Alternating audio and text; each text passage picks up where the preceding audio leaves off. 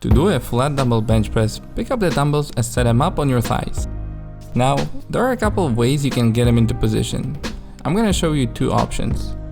You can either roll back and bring both dumbbells directly over your chest, or you can kick one dumbbell at a time to your shoulder and lower yourself that way.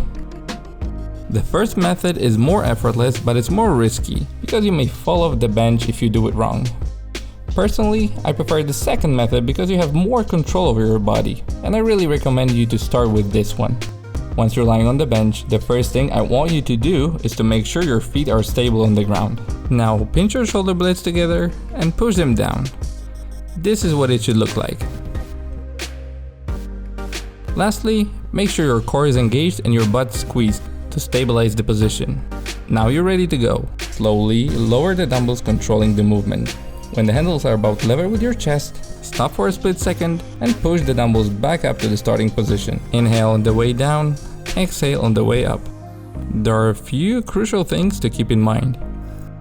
Your elbows should go at about a 45-degree angle from your torso. Don't let them flare out too much. This will put too much stress on your shoulder and your chest will be less activated. Keep your shoulder blades squeezed together to ensure the shoulders remain in a safe position. If you let them come way out like this, you're more likely to get injured, especially when you start lifting heavier. Thanks for watching, guys. I hope it was helpful. If you have any questions or if you want me to check your form, please DM me or email me. All the links are in the description. I'll be more than happy to help you. And yeah, take care, guys, and see you next time.